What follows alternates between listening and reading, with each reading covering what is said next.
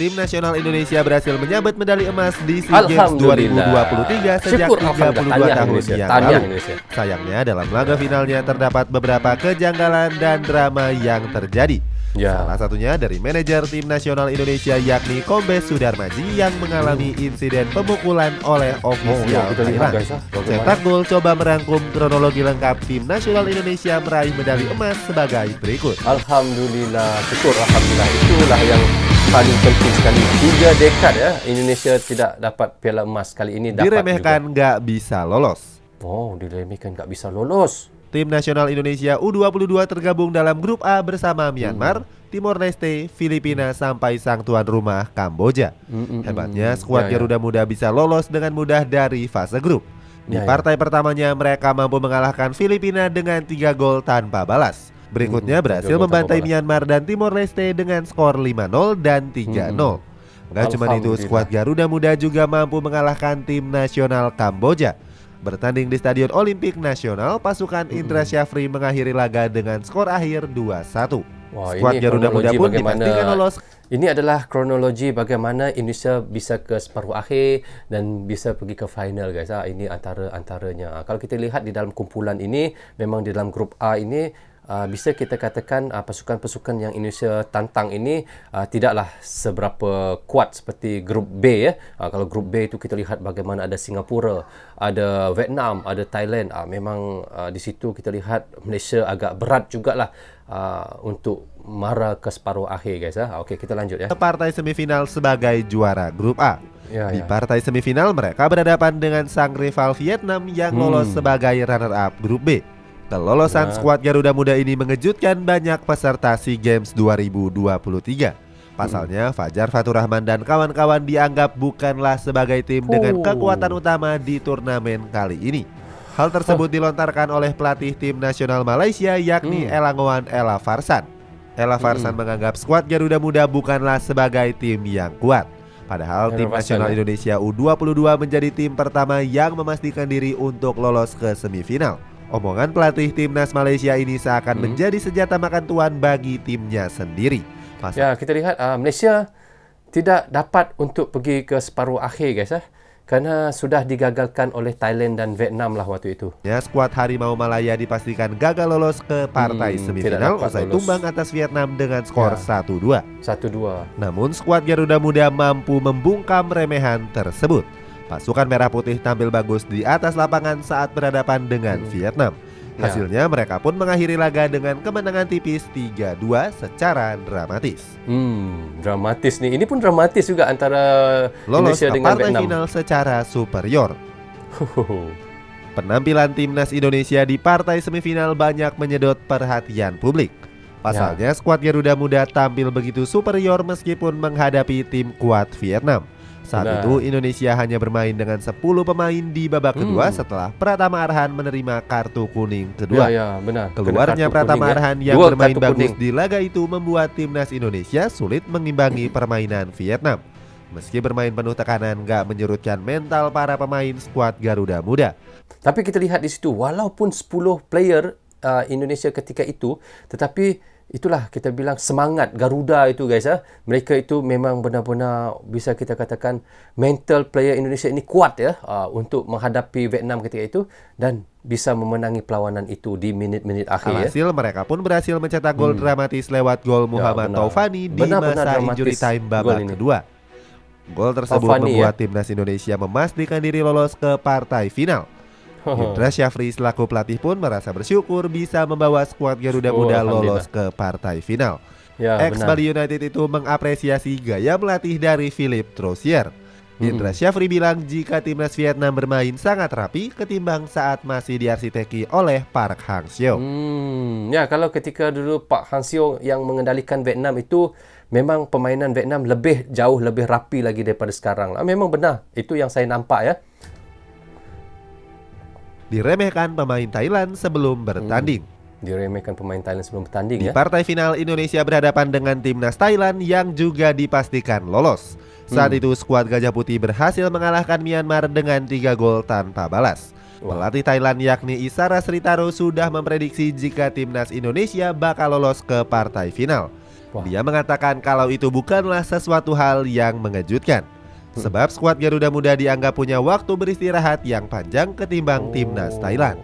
Itu Di yang sisi dia lain, bilang, para pemainnya juga kerap kesulitan karena harus bermain di lapangan yang buruk. Sri Taro juga memuji Itu apa yang kita lihat di situ.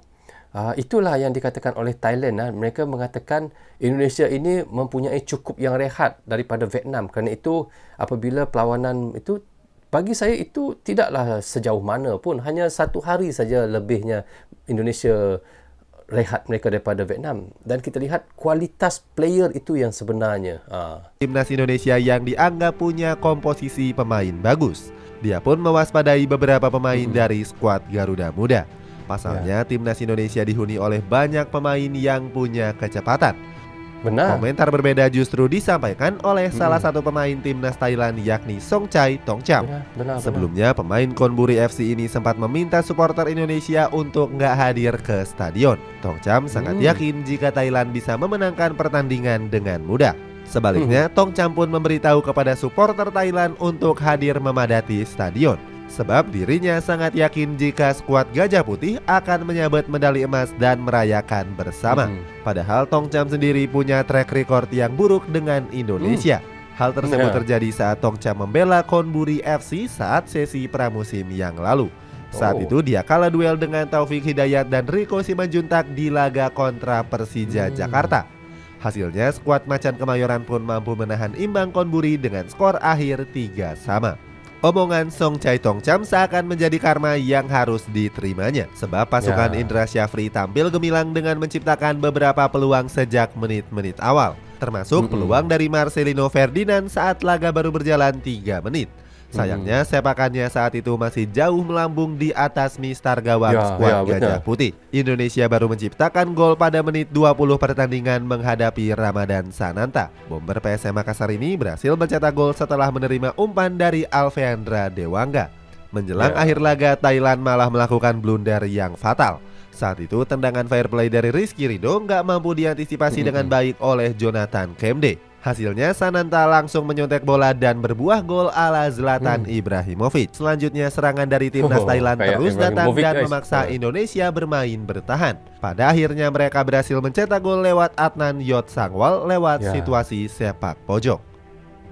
Wasit prank Indonesia. Ini memang benar wasit prank Indonesia. Kemenangan timnas Indonesia yang sudah di depan mata harus sirna. Pasalnya pada pertandingan ini diwarnai dengan keputusan kontroversial wasit menjelang akhir waktu normal. Saat itu para punggawa skuad Garuda mengira wasit sudah meniup peluit panjang saat bola sudah keluar lapangan. Alhasil para pemain dan juga staf ofisial di bench sudah terlihat melakukan selebrasi. Salah satunya ada Indra Syafri yang terlihat sudah berlari dan memeluk orang yang ada di dekatnya. Selain itu terlihat juga para pemain Indonesia yang menangis merayakan kemenangan. Namun sang pengadil lapangan malah melanjutkan pertandingan sehingga pesta juara Indonesia harus tertunda. Keputusan janggal ini malah menjadi petaka bagi skuad Garuda. Sebab saat pertandingan berlanjut, Thailand berhasil menyamakan kedudukan lewat Yotsakon Burapa di detik terakhir. Para pemain skuad Gajah Putih memanfaatkan hilangnya fokus skuad Garuda. Hasilnya kedua tim mengakhiri waktu normal dengan skor imbang 2-2. Laga pun terpaksa dilanjutkan pada babak extra time. Permainan ricuh. Wah, ini benar-benar. Di babak tambahan, timnas Indonesia langsung mengambil inisiatif serangan. Terbukti baru 1 menit laga berjalan, Irfan Jauhari langsung membawa skuad Garuda Muda kembali unggul. Setelah gol itu sempat terjadi kericuhan di pinggir lapangan. Staf ofisial dari kedua tim terlibat perkelahian dan bahkan sempat kedapatan melakukan adu jotos. Manajer timnas Indonesia yakni Kombes Sumarji terlihat mencoba untuk melerai perkelahian. Namun alih-alih melerai, sang manajer malah menjadi korban pemukulan dari salah satu ofisial Thailand. Hasilnya Sumarji yang mendapatkan pemukulan sempat terjatuh. Beruntung petugas keamanan yang berjaga-jaga langsung bergegas datang untuk melerai perkelahian tersebut. Akibat kejadian itu, Sumarji pun mendapatkan luka-luka ringan dan harus dirawat tim medis. Dia mengungkapkan nggak tahu secara pasti siapa pelaku pemukulan yang menimpa dirinya tersebut. Seperti diketahui, staf yang juga merupakan manajer Bayangkara FC ini merupakan polisi yang punya pangkat komisaris besar. Oh, ada pangkat besar, guys. Bukan polisi yang biasa-biasa dia ni. Juara paling dramatis. Ya, juara paling dramatis, benar. Setelah kerusuhan terjadi, timnas Indonesia masih mempertahankan pola permainannya. Hal itu dibuktikan dengan beberapa peluang emas yang berhasil mereka dapatkan, termasuk dari Marcelino Ferdinand yang hampir menambah pundi golnya di akhir babak pertama extra time. Sayangnya ex Persebaya Surabaya ini gagal memanfaatkannya menjadi gol. Selain itu, Indonesia juga diuntungkan dengan kartu merah yang didapatkan oleh Jonathan Kemde di menit 101. Saat itu dia mendapatkan kartu kuning kedua setelah melanggar Rio Fahmi. Di babak kedua tambahan waktu, skuad asuhan Indra Syafri tetap tampil Spartan. Sebaliknya, para pemain timnas Thailand sudah terlihat kelelahan dan banyak pemain yang memegangi kakinya. Situasi tersebut mampu dimanfaatkan dengan baik oleh skuad Garuda Muda. Saat itu Fajar Fatur Rahman berhasil menambah keunggulan lewat tendangannya dari kotak penalti. Itu yang kita lihat bagaimana player-player Indonesia ni tetap terus bertenaga, guys. Tetap terus bertenaga ya. Walaupun sudah kita lihat 120 menit perlawanan, tapi tetap terus bertenaga. Bayangkan 2 jam ya. Dan keuntungan makin berpihak kepada Indonesia setelah Thailand kembali dihadiahi kartu merah. Kali ini giliran Terasak Poel Pimai yang kedapatan melanggar Ananda Alif. Thailand pun otomatis hanya bermain dengan 8 pemain saja. Hingga akhirnya skuad Garuda menutup keunggulan lewat Beckham Putra Nugraha.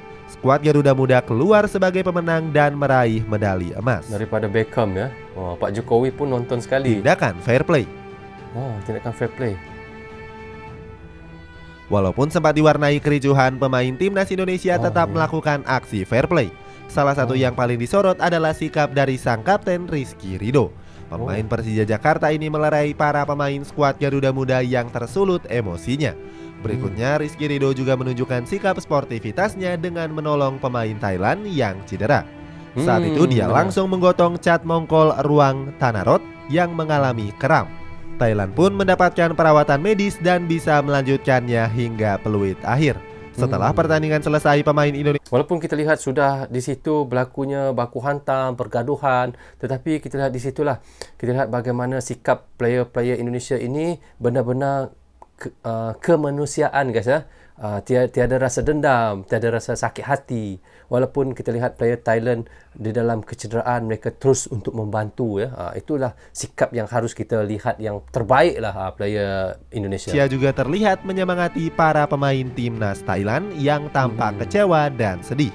Ayah Rizky Ridho yakni Sutoyo nampak kegirangan dengan melakukan selebrasi yang unik. Saat itu dia berdiri di sebuah atap rumah dengan mengibarkan bendera sang saka merah putih. Sutoyo mengungkapkan dirinya nggak henti memanjatkan doa untuk sang anak. Dia juga menyampaikan terima kasih kepada warga kampung yang telah memberikan dukungan. Sebagai informasi, mereka menggelar nonton bareng di daerah Gunung Keramat, Surabaya. Wow. Akhiri dahaga emas. Kemenangan atas Thailand mengakhiri penantian timnas Indonesia selama 32 tahun. Sebab terakhir kali skuad Garuda menyabet medali emas adalah pada tahun 1991 yang lalu. Saat itu Indonesia masih diwakili oleh Robby Darwish, Widodo Cahyono Putro sampai dengan Rocky Putirai. Dengan begitu, ini adalah medali emas ketiga Indonesia di ajang SEA Games. Benar. Sebelumnya timnas Indonesia pernah meraih medali emas 4 tahun sebelumnya, atau tepatnya di tahun 1987. Maka dengan itu kita lihat penyama itu Indonesia dengan Vietnam sudah sama ya. 3 kali menang medali emas ya. Vietnam pun sudah 3 kali, Indonesia pun sudah 3 kali lah. Malam tadi kita lihat kali ketiga Indonesia memenangi pingat emas, dan Thailand sebanyak 16 kali. Thailand lah antara negara yang paling banyak menangi medali emas dalam sepak bola lelaki di Sukan SEA, guys. Dan Myanmar adalah boleh kita katakan dia pun sudah 5 kali menangi medali emas, dan Malaysia sudah 6 kali untuk menangi medali emas. Dan di situ kita lihat yang paling banyak adalah Thailand, lepas tu nombor 2 Malaysia, lepas tu Myanmar, kemudian baru kita lihat Indonesia dan Vietnam lah yang kira antara itu adalah urutan-urutan yang pernah memenangi pingat emas di Sukan SEA, ajang sepak bola SEA Games, guys. Sejak saat itu prestasi timnas Indonesia hanya mentok sampai dengan posisi runner up saja. Mereka selalu gagal menyabet medali emas pada tahun 1997, 2011, 2013, dan 2019. Di tahun 2019, Indonesia sebenarnya punya kesempatan untuk juara. Saat itu mereka mampu mengalahkan tim-tim unggulan seperti Thailand dan juga Singapura. Sayangnya di partai final skuad Garuda harus takluk atas Vietnam dengan 3 gol tanpa balas. Seusai pertandingan tadi malam, Indra Syafri memuji pasukannya yang sudah berjuang keras untuk memenangkan pertandingan. Pelatih asal Sumatera Barat itu berharap kalau ini menjadi momentum kebangkitan sepak bola Indonesia. Di sisi lain, Erick Thohir selaku ketua PSSI juga nggak bisa menyembunyikan kebahagiaannya. Kalau saya Dia mengaku sangat puas dengan hasil yang diraih oleh skuad Garuda Muda. Pasalnya mereka bisa menuntaskan misi berat yang diberikan oleh Presiden Joko Widodo. Sebelumnya Jokowi terus mendorong para pemain timnas Indonesia untuk bisa tetap berprestasi. Itulah kronologi lengkap timnas Indonesia meraih medali emas di SEA Games Kamboja. Alhamdulillah. Bagaimana pendapatmu? Coba tulis di kolom komentar di bawah ini. Oke guys, kita sudah pun reaction tadi daripada channel, iaitu channel Cetak Gol IDN. Jangan lupa pergi ke channelnya, klik butang subscribe, klik tombol loceng, tanda dukungan juga kepada channel iaitu Cetak Gol guys. So, okay guys, sebelum tu saya mahu ucap tahniah dulu pada Indonesia kerana sudah menjadi, bisa kita katakan, juara malam tadi guys. Apa yang kita sudah lihat, timnas Indonesia U22 menuntaskan dahaga gelar selama lebih 3 dekad ataupun bisa kita katakan 32 tahun setelah menghajar Thailand pada laga final SEA Games 2023 di Stadion Olimpik Phnom Penh malam tadi ya guys. Duel sengit skuad junior Garuda dan Gajah Perang memang berlangsung alot guys. Indonesia sempat unggul 2-0 dan lebih dulu melalui iaitu Bres Ramadan Sanantana pada babak pertama, dan Thailand kemudian mencetak gol balasan pada babak kedua iaitu lewat Anan iaitu Yon Sangwal daripada tandukannya guys. Dan sebuah gol pada detik akhir waktu normal oleh iaitu Yot Sakon Burapa. Dan apa yang kita tahu, pada masa extra time guys, Indonesia kemudian mencetak 3 gol dari pemain berbeza, yakni Irfan Jauhari, Fajar Fatur Rahman dan iaitu Beckham Putra Nugraha, dan keberhasilan menjadi juara SEA Games di era Rizky Ridho dan kawan-kawan. Dan guys, inilah bagi kita semua guys merupakan kesuksesan Indonesia untuk kali ketiga di cabang olahraga sepak bola pada pesta iaitu olahraga Asia Tenggara. So okay guys, dan dari kesuksesan pertama diraih pada SEA Games iaitu pada tahun 1987 medali emas, itu sepak bola sempat lepas pada 2 tahun berselang, dan sebab itu semua kita tahu iaitu pada tahun 1991 timnas Indonesia kembali meraih prestasi tinggi, dan itulah kali terakhir Indonesia menangi iaitu medali emas di sepak bola lelaki SEA Games. Dan setelah itu lamanya guys, Indonesia harus menunggu selama 32 tahun untuk bisa merasakan kembali untuk menjejak podium tertinggi di SEA Games 2023 untuk ajang sepak bola guys. Wah, dan malam tadi momen yang sangat istimewa buat seluruh rakyat Indonesia, untuk timnas muda Indonesia. Bisa kita katakan sangat istimewa guys betul kan guys dan dengan mengoleksi 3 gelar di SEA Games, Indonesia kini kita lihat menyamai iaitu Vietnam yang lebih dulu iaitu merasakan gelar juara SEA Games sebanyak 3 kali. Dan kita lihat di sini Indonesia dengan Vietnam sudah sama banyak menangi iaitu SEA Games untuk sepak bola, dan Thailand adalah penguasa SEA Games dengan 16 kali, disusuli Malaysia sebanyak 6 kali, dan Myanmar yang kita lihat 5 kali gelar untuk juara SEA Games sepak bola. So okay guys, itulah sedikit sejarah kronologinya Indonesia juara SEA Games, dan apa juga sekalipun tahniah buat Indonesia juara sepak bola lelaki di SEA Games Kamboja pada tahun 2023 ini. So okay guys, bagaimana pandangan kalian? Jika ada yang mahu ditambah, dan bisa komen di bawah komentar ini.